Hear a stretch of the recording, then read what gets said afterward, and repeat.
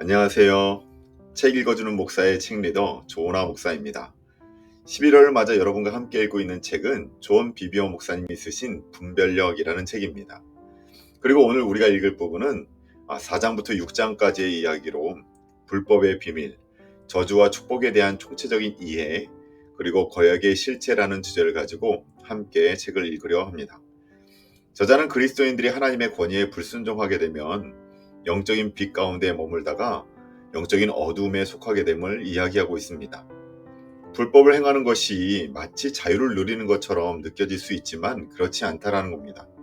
오히려 악한 세력에게 문을 열어주게 되면 억압과 속박 그리고 통제의 삶을 살아갈 수밖에 없다라는 것이죠. 또한 저자는 이러한 사실을 발람과 발락, 구약의 예를 들어서 우리에게 설명해주고 있는데, 우리가 분별력을 가지고 성령의 음성에 순종하며 살아가게 되면 그런 우리들에게는 저주가 절대 임할 수 없음을 이야기하게 하고 있습니다.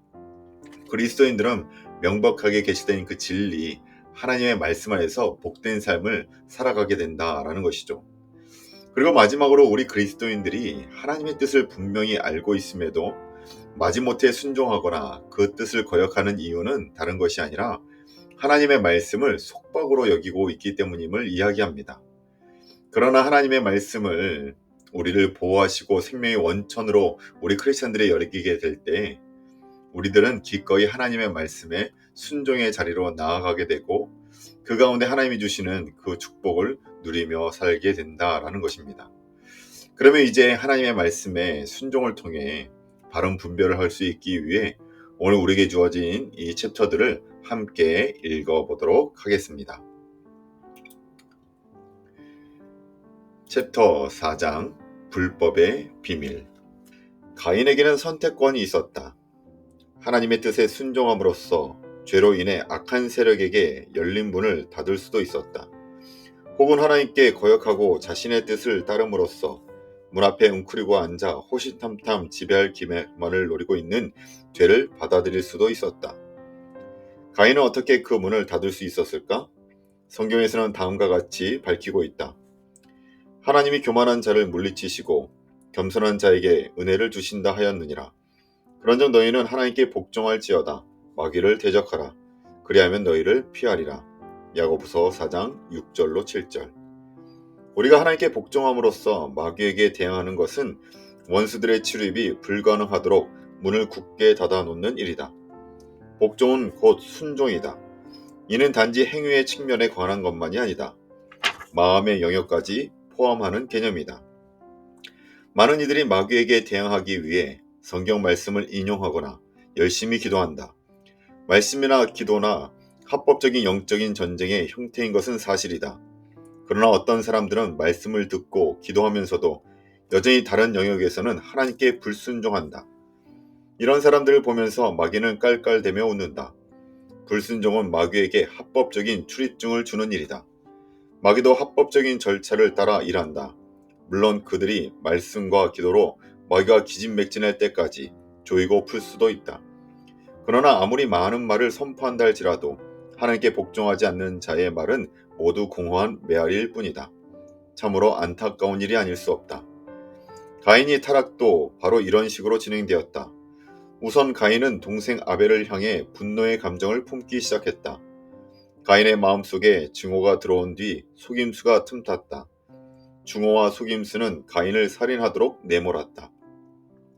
가인의 삶에 죄가 들어오자 그는 이제까지 절대 상상할 수도 없는 끔찍한 일을 저질렀다. 나이 어린 청년인 가인에게 누군가 이런 말을 했다고 가정해보자. 언젠가 당신은 동생을 죽이게 될 거요. 그러면 가인은 이렇게 대답했을 것이다. 당신 정말 미쳤군. 나는 절대로 그런 일을 저지르지 않아. 그러나 가인은 실제로 동생을 죽였다. 그 이유가 무엇인가? 불순종으로 인해 영혼의 문이 열렸기 때문이다. 이로 인해 그는 끔찍한 죄를 지었고 결국 죄가 그를 주장하기에 이르렀다. 사울왕도 거역으로 인해 억압하는 영을 향해 열린 문을 제공하였다. 억압하는 영의 지배를 받는 동안 사울은 제정신으로는 도저히 불가능한 행동을 보인다. 성경은 사울왕이 하나님의 말씀에 거역하자마자 번뇌케하는 악령이 그에게 들어가 괴롭혔다고 증언한다. 그 후로부터 악령은 사울의 삶을 적용하기 시작했다. 사울 왕이 악령에게서 노임을 받았다는 기록은 없다. 왜냐하면 그가 죄를 회개했다는 기록이 없기 때문이다. 사울은 초창기의 모습과는 전혀 다른 사람으로 변해버렸다. 왕이 되기 전에 사울은 매우 겸손한 사람이었다. 그는 아버지에게도 순종적인 아들이었고 하나님의 일을 매우 소중하게 여겼던 자였다. 당신이 이때의 사울에게 가까이 다가가 다음과 같이 예언했다고 가정해보자. 사울씨, 당신은 앞으로 85명의 무고한 제사장들과 그의 아내들과 자녀들을 홧김에 죽이게 될 것이요. 아마 사울은 당신을 미치광이 취급하며 쫓아내면서 이렇게 반박했을 것이다. 그런 일은 나에게 절대로 일어나지 않을 거요. 그러나 유감스럽게도 사울은 실제로 이런 일을 저질렀다. 악령은 사울의 삶을 질투와 분노와 증오와 싸움과 살인과 속임수로 채워버렸다. 끝까지 거역한 죄를 회개하지 않았기에 악령이 계속해서 합법적으로 사울 왕을 지배하였던 것이다. 바울은 데살로니가 교인들에게 불법한 자가 나타나기 전에 불법과 거역이 판치는 사회가 될 것이라고 거듭 강조하였다. 불법의 비밀이란 거역이 점치는 것이라는 은밀한 원리이다. 이 원리는 이미 작동 중에 있으며 불법은 불법한 자가 나타날 때까지 점점 악화되어 갈 것이다. 불법의 비밀이 이미 사회 및 교회 안에 활동하고 있기 때문에 온전한 거역의 출현도 그렇게 충격적인 일은 아닐 것이다. 당신은 이렇게 반문하고 싶을지도 모른다. 교회에서도요. 그렇다. 교회야말로 불법이 가장 기만적으로 행해지는 장소이다. 세상의 영이 아주 다양한 방식으로 이미 교회 안에 스며들어와 있다. 사람들은 거역에 대해 점점 더 수용적인 자세로 되어간다. 40년 전만 해도 사회적으로나 교회적으로 혐오감을 주었던 불법의 다양한 요소들이 지금은 아주 당연하게 받아들여지고 있다. 예를 들어 자녀들이 부모를 대하는 방식을 보라. 목회자에 대해 성도들이 하는 말을 들어보라. 정치 지도자들을 멸시하는 태도를 보라. 기본적인 예절이 없는 사업계의 모습은 어떠한가. 이러한 상황은 교회라고 해서 별반 다르지 않다. 위에서 언급한 사고 구조들은 순종과는 정반대되는 것들인데 이미 성도들의 생각 속에 깊이 뿌리 박혀 있다. 이 부분에 관해서는 본서의 뒷부분에서 다시 언급하기로 하겠다. 우리는 사고 구조를 바꾸어야 한다. 하나님 나라는 민주주의가 아니다. 하나님 나라는 왕이 다스리는 왕국이다. 왕이 선포한 질서와 법이 왕국의 토대를 형성한다. 따라서 왕국의 구성원들은 이에 순복해야 한다. 이는 결코 선택의 문제가 아니다. 우리가 왕의 질서와 신분과 법을 다스리는 것이 아니다. 우리는 다스림을 받는 자들이다. 우리가 이를 간과하거나 무시하거나 침해하거나 주제넘게 행동하면 그에 따른 열매를 먹게 된다. 예수님은 제자들이 주님의 재림에 관하여 물어보았을 때 이미 경고해 주셨다. 주님은 이스라엘 사회와 자연과 교회 안에서 징조가 보이기 시작할 것이라고 하셨다. 또한 불법이 성행하는 세상이야말로 마지막 때를 알려주는 표시라고 말씀하셨다. 불법이 성함으로 많은 사람의 사랑이 식어지리라. 마태복음 24장 12절. 많은 사람들이 이 본문을 읽으며 이렇게 생각할지 모르겠다. 정말 맞아. 거역이 우리 사회에 성행하고 있어. 본문에서 예수님은 그리스도인들을 향해 말씀하고 계신다. 여기에서 사랑에 해당하는 헬라어 아가페이다. 신약 성경에서 이 단어는 하나님의 사랑을 언급하는 데 사용된다. 아가페란 예수 그리스도를 믿는 신자들에게서 발견되는 사랑이다. 하나님만이 아가페의 사랑을 우리에게 줄 수 있다. 세상은 이런 사랑을 갖고 있지 못하다. 예수님의 말씀은 다음과 같다. 신자들 사이에서도 불순종이 성행하게 될 것이므로 그들 마음에 있는 하나님의 사랑은 점점 식어질 것이다. 불법의 비밀은 사회뿐 아니라 믿는 자들에게도 유혹하여 넘어뜨리려 한다. 불법의 비밀로 인해 사단과 그 졸개들은 우리의 가정과 교회와 사회와 정부 안에 합법적으로 들어온다. 기쁜 소식이 있다. 불법의 횡포와 기만의 정체를 폭로할 때 이제까지 포로로 잡혀있던 많은 이들이 자유를 얻을 수 있다. 이들은 더 이상 마귀의 포로가 되어 마귀가 시키는 대로 살아가지 않아도 된다. 하나님은 예수님을 진심으로 사랑하는 사람들에게 원수의 계략을 드러내 보이신다. 그러면 이들은 원수의 압제로부터 구원받게 될 것이다. 진리를 사랑하는 사람은 더 이상 불법의 비밀에 속아 넘어가지 않는다. 이기는 자들은 하나님께 기꺼이 순종하게 될 것이다. 그리고 더 이상 자기를 섬기며 살아가지 않게 될 것이다. 이들은 하나님의 뜻과 목적이 이루어지는 것을 체험하면서 기쁨을 누리는 삶을 살게 될 것이다. 챕터 5. 저주와 축복에 대한 총체적인 이해. 광야에서 생활하던 이스라엘 자손들은 모압 형제의 진을 쳤다. 이는 바산에 공격하여 무찌르고 난 직후의 일이었다. 일찍이 그들은 자기들의 지역 안으로 통과하지 못하게 한 아모리 족속을 멸절시켰다. 이제 그들이 모압 형제의 진을 치니 모압과 미디안의 왕인 발락은 근심에 사로잡혔다. 발락의 왕국은 수요가 많은 이스라엘 사람들을 보며 두려움에 벌벌 떨었다. 그들은 누구든 이스라엘에 대적하는 나라는 모두 진멸당했음을 익히 들어 알고 있었다. 이에 발락 왕은 발람 선지자에게 전가를 보낸다. 발람 선지자는 영적인 정확성과 통찰력으로 유명한 자였다. 발락은 발람 선지자가 하는 예언의 신빙성을 인정하고 있었다. 발람이 축복하는 자는 축복을 받았고 발람이 저주하는 자는 저주를 받았다. 두 차례에 걸쳐 사절들을 맞이한 발람은 자신이 과연 이스라엘 자손들을 저주할 수 있는지 확인해 볼 목적으로 왕의 사절단과 동행한다.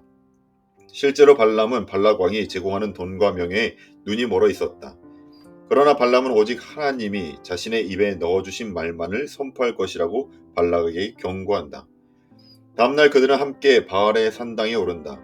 그곳은 발람이 이스라엘 백성의 진 전체를 조망해 볼 수 있는 장소였다.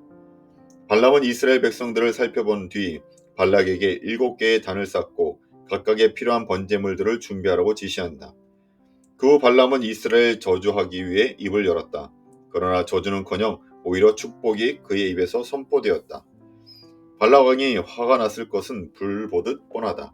그대가 어찌 내게 이같이 행하느냐. 나의 원수를 저주하라고 그들을 데려왔거늘 그대가 오히려 축복하였도다. 민수기 23장 11절. 이에 발람은 발락이 원하는 것을 해줄 수 있기를 바라는 마음으로 좀 더 높은 곳으로 옮겨가자고 제안한다. 다시 그들은 7개의 단을 쌓고 각각의 단에 필요한 번제물을 잡아서 바쳤다. 그러나 발람이 다시 입을 열자 이번에도 그의 입에서는 이스라엘을 저주하는 말이 아니라 축복의 말이 흘러나왔다. 이와 똑같은 과정이 2번이나 더 반복된다. 매번 발람이 저주를 하려고 할 때마다 하나님은 그를 강권하여 이스라엘을 축복하게 하셨다. 이스라엘은 하나님과의 언약관계 속에서 살아가는 백성들이었다. 하나님의 강한 팔이 이스라엘 백성들을 애굽의 압제에서 구원해 주셨다. 이는 이 세상의 구조와 권세로부터 해방되었음을 상징한다. 그들은 용서받은 민족이요 정결케 된 백성이었다. 홍해를 통과하면서 그들은 침례를 받았다. 하나님은 더 이상 그들에게서 허물을 찾지 않겠다고 말씀하셨다. 발람은 하나님과 이스라엘의 언약으로 인해 그 어떤 점술이나 복술도 그들을 해할 수 없다고 선포하였다. 이 원리를 설명하자면 다음과 같다. 그 어떤 점술도 하나님의 백성들에게 영향력을 행사할 수 없다. 또한 그 어떤 복술로도 하나님의 교회를 해할 수 없다. 이 약속은 우리에게 힘과 격려가 된다. 점술을 행하는 이들이 아무리 요란하게 날뛰고 저주하며 힘을 쏟는다 할지라도 그들은 하나님의 자녀를 결탄코 해하지 못한다. 그들은 저주는 결코 살아계신 하나님의 교회에 영향력을 행사하지 못한다. 잠언 26장 2절은 이렇게 말씀하신다. 까닭없는 저주는 참새가 떠드는 것과 제비가 날아가는 것 같이 이루어지지 아니하느니라. 지금까지 주술과 저주를 받은 사람들에 관해 구약 성경에 나타난 예를 중심으로 살펴보았다. 이제는 이와 동일한 원리를 신약 성경에서 찾아보기로 하겠다. 사도 바울은 갈라디아 교인들에게 매우 엄격한 내용의 편지를 썼다. 이 편지의 수신인인 갈라디아에 있는 교회들임을 기억하라. 갈라디아에 사는 일반 대중에게 보낸 편지가 결코 아니었다. 바울은 그들을 다음과 같이 꾸짖는다. 어리석도다 갈라디아 사람들아, 예수 그리스도께서 십자가에 못 박히신 것이 너희 눈앞에 밝히 보이거늘 누가 너희를 꾀더냐. 갈라디아서 3장 1절. 하나님은 바울의 설교를 통해 구원은 은혜로 받는다는 사실을 갈라디아 교인들에게 계시해 주셨다. 그러나 얼마 지나지 않아 갈라디아 교인들은 한때 명백하게 진리로 받아들였던 말씀에 불순종하기 시작했다. 그들은 다른 복음을 쫓기 시작했다. 나는 이들이 불순종한 사실 자체에는 그다지 관심이 없다. 다만 이미 하나님의 뜻이 무엇인지 분명히 배워서 알고 있음에도 불구하고 진리에서 돌이켜 잘못된 것을 쫓고 있는 이들의 모습에 초점을 맞추고자 한다. 갈라디아 교인들은 잘못된 논리에 현혹되어 혼란스러워하는 지경에 이르렀다. 바울은 그들이 주술의 지배를 받고 있다고 경고하였다. 이에 대해 어떤 사람은 이렇게 말할지도 모르겠다. 하나님의 백성들에게 대해 복술이나 사술이 행해지고 있다는 근거는 아무 데서도 찾아볼 수 없는 것 같아요. 맞는 말이다. 순종하는 자를 향하여서는 어떠한 저주의 말도 효력을 발휘하지 못한다. 그러나 기억하라. 거역이나 불순종은 사람의 주술의 영향력 아래 묶어둘 수 있다. 이제 한 가지 사실을 분명히 짚고 넘어가자. 말씀하신 진리에 불순종하는 자는 미혹의 영의 영향권 안으로 들어가게 된다. 하나님이 명백히 알려주시지 않으신 것에 대한 불순종 때문이 아님을 기억하라. 갈라디아 교인들은 이미 명백하게 계시된 진리에 대해 불순종하였다. 처음으로 사역을 시작했을 때 하나님은 나에게 이렇게 말씀하셨다. 존, 앞으로 너는 사역을 할 때 다른 이의 사역을 무조건 그대로 따라하는 일이 없도록 해라. 다른 이의 사역 방식이 매우 근사해 보일 수 있다. 그리고 그 사역자에게 있어서는 그렇게 사역하는 것이 가장 올바른 길일 수도 있다. 그러나 하나님이 나에게도 그와 동일한 방법을 지시하지 않는 한 내가 그들의 사역 형태를 그대로 모방하지 않도록 주의해야 한다. 주님은 나에게 또 한 가지 주의사항을 말씀해 주셨다. 혹시 사역의 기회가 생겨도 단순히 외관상 좋아 보인다 해서 무조건 수락하는 일이 없도록 해라. 하나님의 뜻이 무엇인지 늘 물어보아야 한다. 주님이 이 메시지를 첫 번째 메시지만큼이나 분명하게 알려주셨음에도 불구하고 나는 주님의 말씀에 전적으로 동의하지 못했다. 결국 나는 시행착오를 통해 아주 어려운 방법으로 이 진리를 터득하게 되었다. 우리가 순회 사역을 시작한 것은 불과 몇 년 전의 일이다. 나의 설교의 주된 메시지는 하나님은 영적으로 메마른 시기인 광야의 시간에 대해 특별한 목적을 가지고 계시다는 내용이었다. 많은 사람들이 이 메시지를 들으며 새 힘을 얻었다. 하나님은 내가 설교한 내용에 관해서뿐 아니라 나의 삶 자체에 대한 책을 쓰기를 원하셨다. 그래서 우리는 이 메시지를 존 비비어의 승리라는 책으로 엮어서 자비령으로 출판할 계획을 세웠다. 그런데 한 출판사에서 나의 메시지에 관한 소문을 듣고 그 출판사의 간부 직원이 우리 사무실에 전화를 했다. 그는 나의 메시지가 그리스도의 몸을 위해 하루라도 빨리 전달되어야 할 것 같다면서 이렇게 말했다.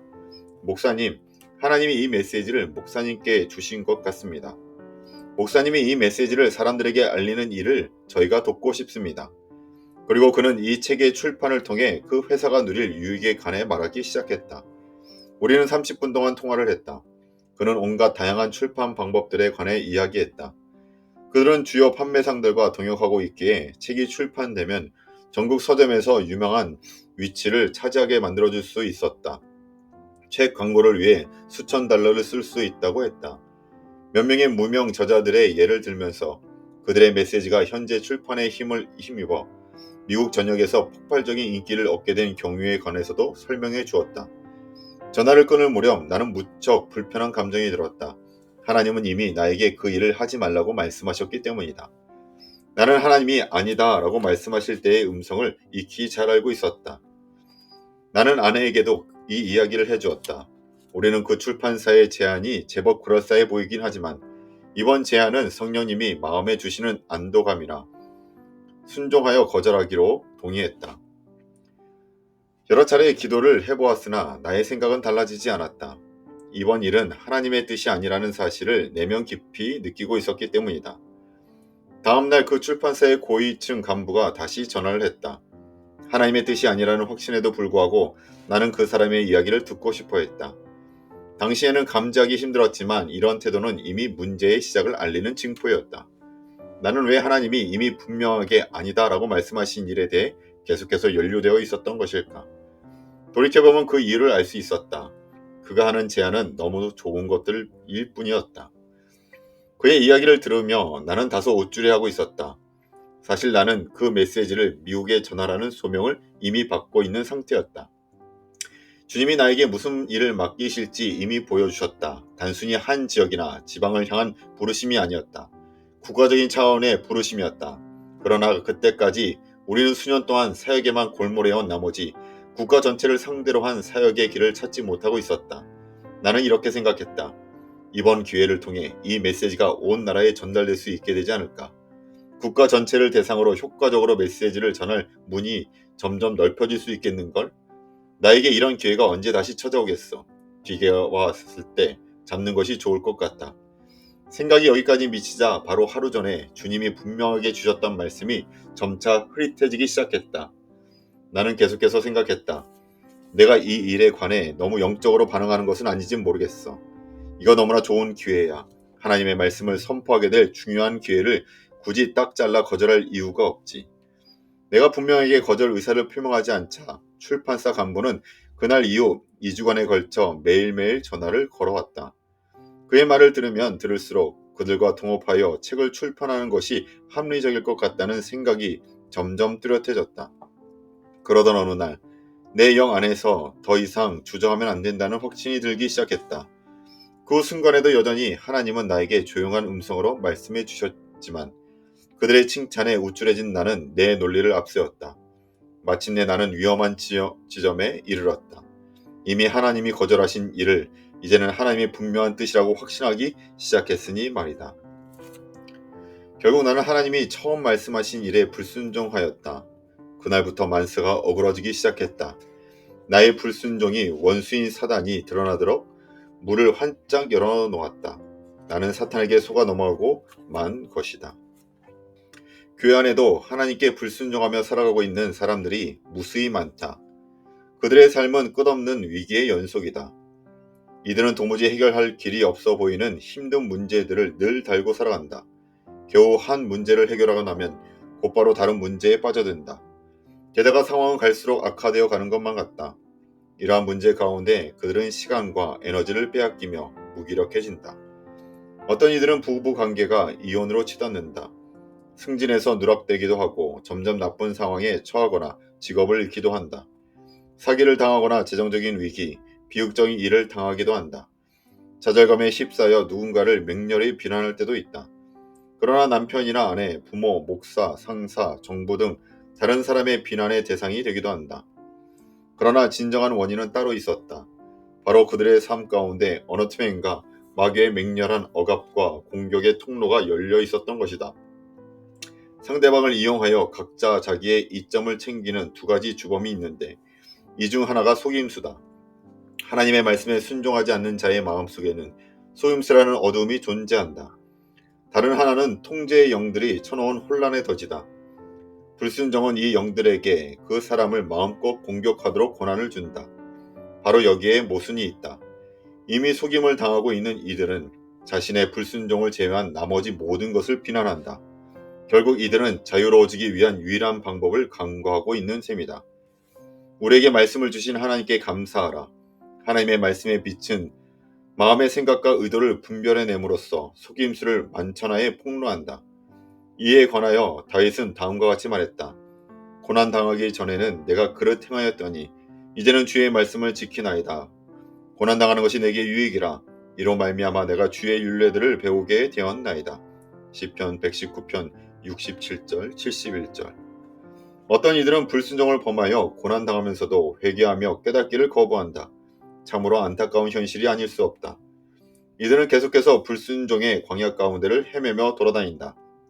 자신의 실수를 통해 배우는 것이 아니라 오히려 다른 이들을 비난하는 데 에너지를 쏟는다. 불순종을 진심으로 회개하는 자에게는 놀라운 복이 임한다. 요엘은 다음과 같이 외쳤다. 너희는 옷을 찢지 말고 마음을 찢고 너희 하나님 여호와께로 돌아올지어다. 그는 은혜로우시며 자비로우시며 노하기를 더디하시며 인애가 크시사 뜻을 돌이켜 재앙을 내리지 아니하시나니 주께서 혹시 마음과 뜻을 돌이키시고 그 뒤에 복을 내리사. 요엘 2장 13절로 14절. 앞에서 언급한 출판사의 재앙과 관련하여 내가 저지른 어리석음을 회개했을 때 주님은 즉시 모든 것을 회복시켜 주셨다. 그리고 창조의 집이라는 출판사에서 나에게 책을 출판하자는 제안을 해왔다. 그들의 제안을 수락하는 순간 나의 영 안에는 형용할 수 없는 기쁨과 생명력이 넘쳐났다.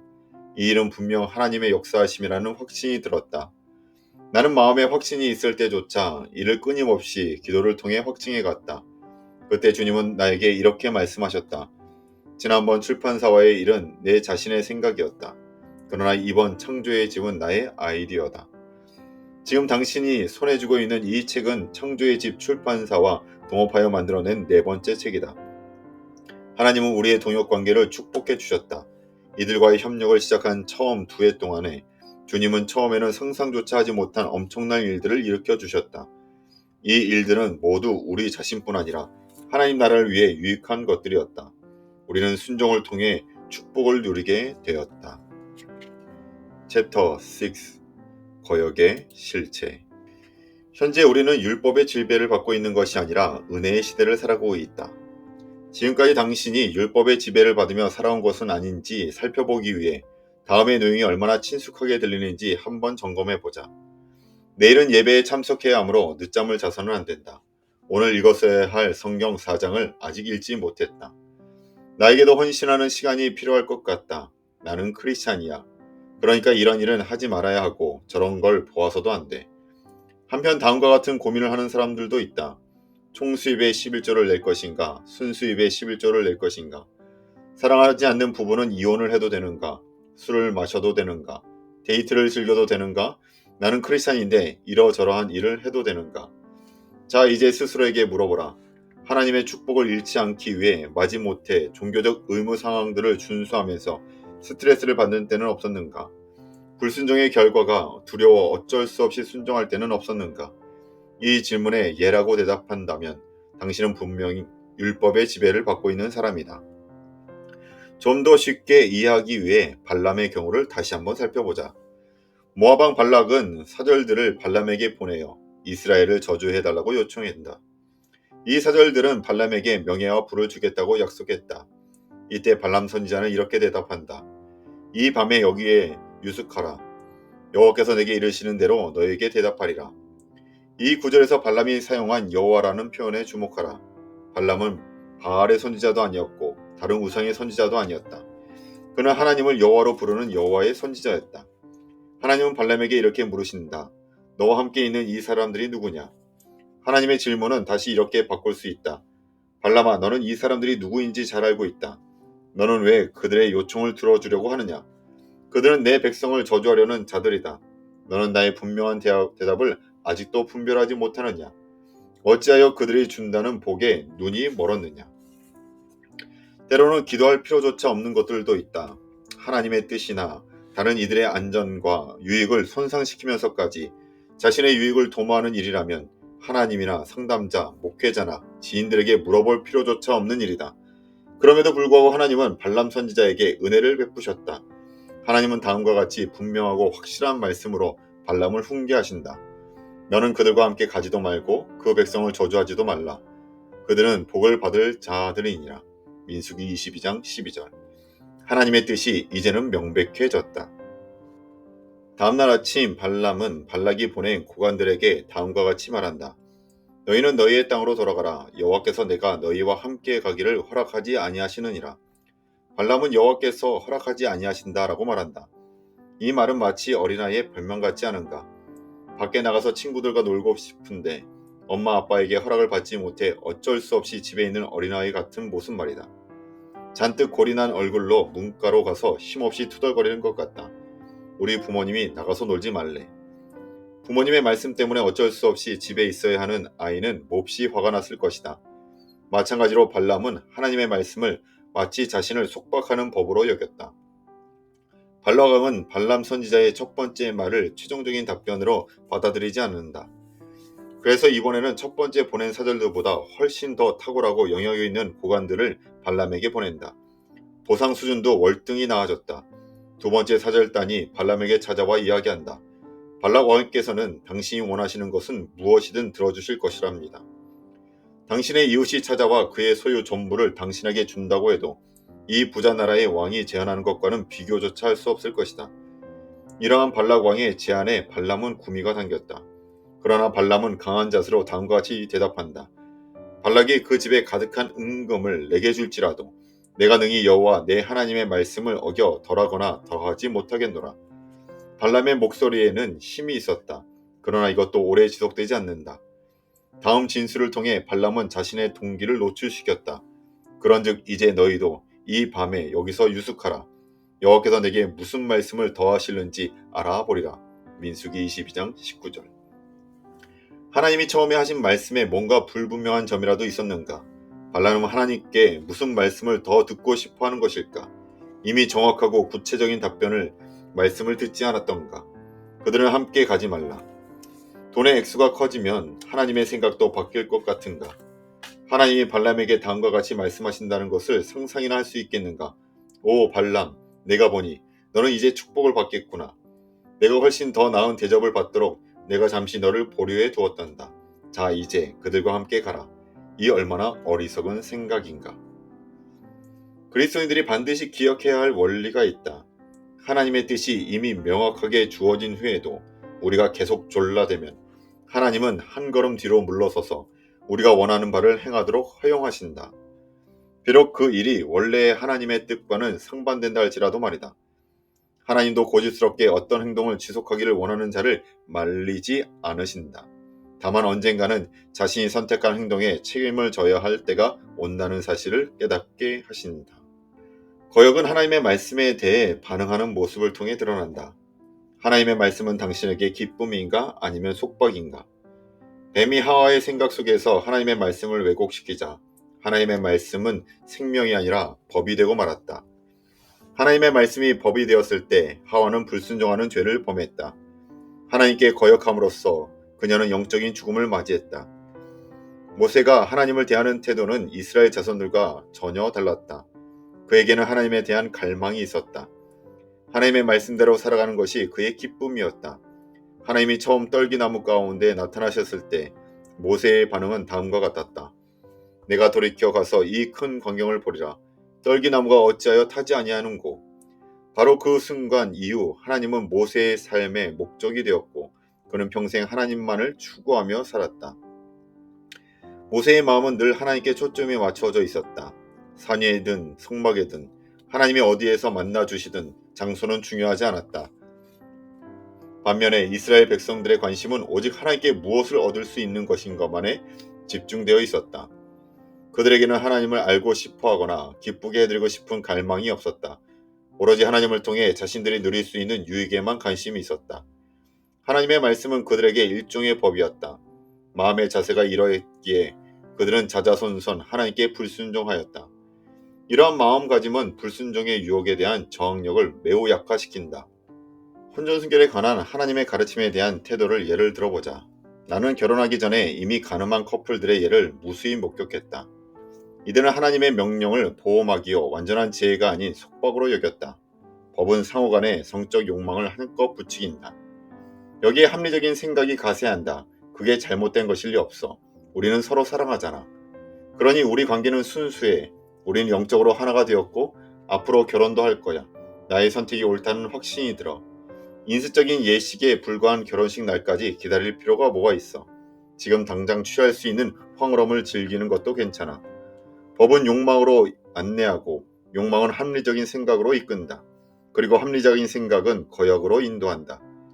이미 속임수에 걸려 거역 가운데 있는 이들은 자신들의 합리적인 생각을 하나님도 이해해 주실 것이라고 믿는다. 이렇게 해서 악한 세력에 권한을 부여하고 그들이 마음대로 들어와 노력질을 시작한다. 물론 그들은 실제로 결혼을 하게 될 수도 있다. 그러나 결혼 후 그들은 서로에 대한 성적 욕구가 점점 줄어드는 것을 느낀다.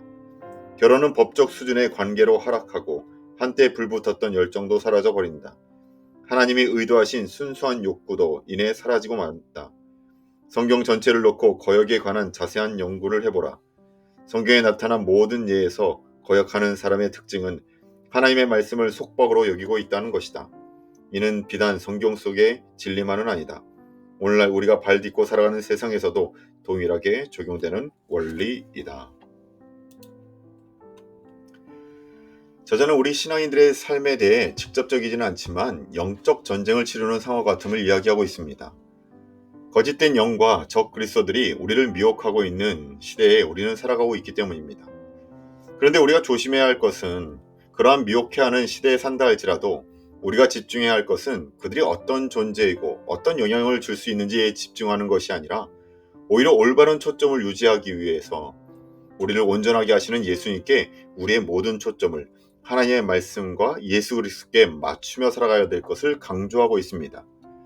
그것은 바른 분별력을 가지고 이 세상을 살아가는 비결이며 오히려 하나님의 말씀에 순종하는 삶을 살아가는 것이 이 세상의 미혹에 빠지지 않는 길임을 이야기하고 있습니다. 다시 말해 바라봐야 할 것을 바라보고 귀를 기울여야 할 것에 우리의 귀를 기울이는 것이 오늘 우리 크리스찬들이 바른 판단을 위해 해야 할 일이라는 것이죠. 오늘도 우리를 넘어뜨리는 세상의 수많은 문화와 미혹해하는 것들로부터 우리와 우리의 자녀들의 삶을 지키기 위해 순종의 삶을 하나님께 드리기를 소망하며 우리의 모든 자리에서 승리하시길 주님의 이름으로 축원합니다. 함께 기도하시겠습니다. 사랑의 하나님, 분별력이라는 책을 가지고 우리는 하나님의 말씀에 어떻게 순종해야 될지, 순종하지 못할 때 우리가 어떻게 미혹당하는지를 또한 우리는 책을 통해 계속적으로 말씀을 나누고 있습니다. 하나님, 우리가 지혜 있는 자와 같이 행하고 또한 주의 말씀에 순종하는 자와 같이 행하여 정말 이 세상 가운데 바른 분별력을 가지고 승리의 삶을 살아갈 수 있는 저희 모두가 될 수 있도록 인도하여 주시옵소서. 분명하신 하나님의 뜻이 말씀 가운데 나와 있는데 그것에 거역함으로 잘못된 길에 놓이지 않게 하여 주시고 미혹하는 곳에 넘어지지 아니하도록 우리를 지켜보아 줄 것을 소망하며 이 모든 말씀 거룩하신 예수님의 이름으로 감사하며 기도하옵나이다. 아멘. 감사합니다.